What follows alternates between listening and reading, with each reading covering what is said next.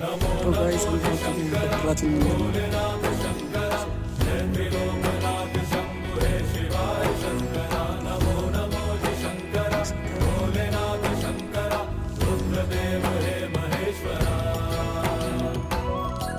हर हर Mahadev.